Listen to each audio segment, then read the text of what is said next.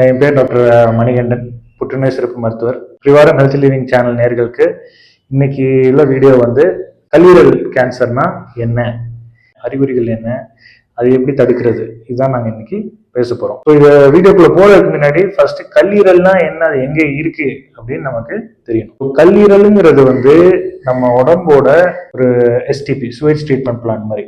சரிங்களா? நம்ம என்னெல்லாம் உள்ள போடுறோமோ அதுல இருக்க அழுக்கு எல்லாமே, அந்த சத்து எல்லாம் ப்ராசஸ் ஆகிறது வந்து கல்லீரல்ல தான். உடலுக்குள்ள போகுது, அங்கேருந்து அந்த ரத்தத்துல போகுது, ரத்தத்துல இருந்து கல்லீரல் போயிட்டு அங்கேருந்தா உடம்புல இருக்க மற்ற இடத்துக்கெல்லாம் அது போகும். ஸோ அது எதுவும் டேமேஜ் ஆச்சுன்னா நம்ம வந்து இதுக்கான சிம்டம்ஸ் வந்து அதிகமா இருக்கும். ஸோ ஃபர்ஸ்ட் கல்லீரல்னா எங்க இருக்கு? வயிற்று இப்படி பிரிச்சோம்னா தொப்புள் கொடி இங்க இருக்கும் கல்லீரல், இந்த இடத்துல இங்க இருக்கும் கல்லீரல். ஸோ இது வந்து நம்ம இப்போ சாப்பிடும் போது சாப்பாடு உள்ள இறங்குது, அது வந்து வயிற்றுக்கு வருது, வயிற்றுல இருந்து அது குடலுக்கு போகும். சரிங்களா? இந்த குடல் இருக்க குடலுக்கு ஜஸ்ட் மேல இங்க வந்து கல்லீரல் இருக்கும். இதுல இருந்து ஒரு டியூப் கீழே இருக்கும். இந்த டியூப் வந்து இங்க வந்து குடல்ல சேரும். இந்த டியூப்ல இருந்து வர்றதுதான் பித்தப்பை, கால் பிளாடர்.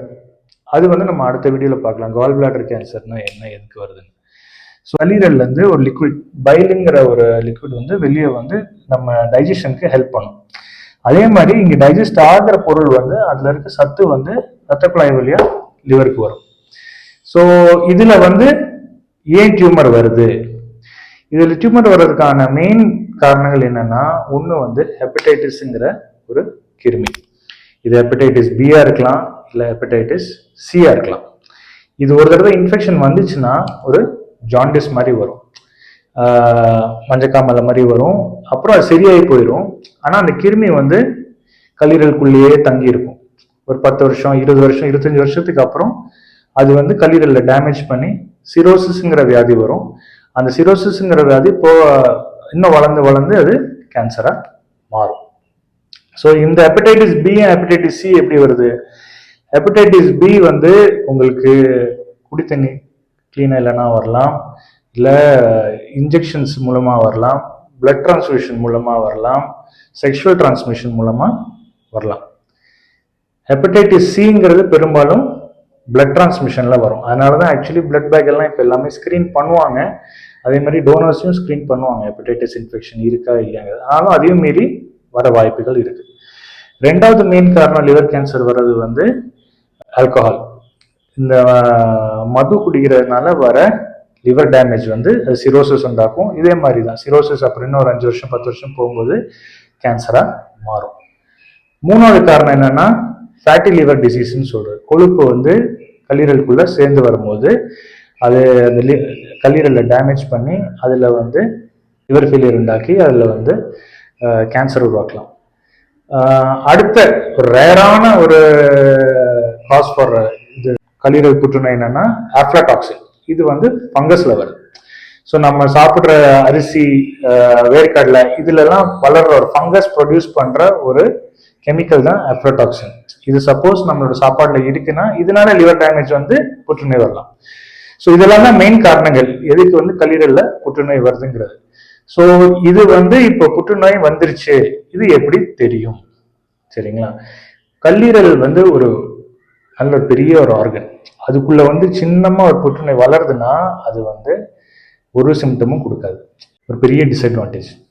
சரிங்களா? கல்லீரல் புற்றுநோய் வந்து ஏர்லி ஸ்டேஜில் கண்டுபிடிக்கிறது ரொம்ப ரொம்ப ரொம்ப கஷ்டம். ஏன்னா அது வந்து இவ்வளோ பெரிய கல்லீரலுக்குள்ள சின்னமா ஒன்று வளர்ந்துட்டு வரும்போது எந்த டிஸ்டர்பன்ஸ், எந்த சிம்டம், எதுவுமே எந்த அறிகுறியும் இருக்காது. சரிங்களா? எதனால வருதுன்னு பார்த்தோம். இதோட அறிகுறிகள் அடுத்தது நம்ம பார்க்கலாம். இப்போ கல்லீரல் வந்து நம்ம முன்னாடி சொன்ன மாதிரி அது வந்து உடனே வந்து அது இருக்கிறது வந்து காட்டாது நமக்கு. அது எப்படி தெரிய வரும்னா, ஆரம்பத்துல வந்து பசி எடுக்காம இருக்கும். பசி எடுக்காம இருக்கிறதுனால சாப்பாடு வந்து கம்மியா சாப்பிடுவாங்க. கம்மியா சாப்பிடும் போது உங்களுக்கு வந்து உடல் எடை வந்து குறையும். ஒரு 6 மாசத்துல ஒரு 10% மேல குறைஞ்சா கண்டிப்பா நீங்க கவனமா இருக்கணும். நீங்க இந்த ஸ்டேஜ்ல எதுவும் இருந்துச்சுன்னா நீங்க கண்டிப்பா நீங்க வந்து ஒரு டாக்டரை கன்சல்ட் பண்ணுங்க, ஒரு செக்அப் பண்ணிக்கோங்க. ஏன்னா செக்அப் பண்ணாதான் நம்ம வந்து இதை சீக்கிரம் கண்டுபிடிக்க முடியும். அதை நம்ம விட்டுட்டோம்னா அடுத்து இனியும் வளர்ந்துச்சுன்னா இனி அடுத்த வளரும் போது என்ன ஆகும், லிவர் ஃபெயிலியர்ல போகும், அது ஜாண்டிஸ் அதாவது மஞ்சக்காமல வரும். அந்த ஜாண்டிஸ் வரும்போது அதோட சேர்ந்து அரிப்பு வரும், உடம்பு ஃபுல்லா அரிப்பு வரும். ஆனா இந்த ஸ்டேஜுக்கு இந்த புற்றுநோய் வந்துருச்சுன்னா அதுக்கப்புறம் இதை வந்து ட்ரீட் பண்ணி குணப்படுத்துறது வந்து கஷ்டம். அதனால நீங்க வந்து சீக்கிரமே நீங்க வந்து ஒரு ஹாஸ்பிட்டல்லையோ டாக்டரோ போய் பார்க்கறது வந்து நல்லது. இந்த மாதிரி யூஸ்ஃபுல்லான டிப்ஸ் உங்களுக்கு கிடைக்கணும்னு நினைச்சீங்கன்னா கண்டிப்பா எங்க சேனலை வந்து சப்ஸ்கிரைப் பண்ணி லைக் பண்ணுங்க, பெல் பட்டன் ப்ரெஸ் பண்ணுங்க. அடுத்த வீடியோல நான் உங்களை பார்க்குறேன்.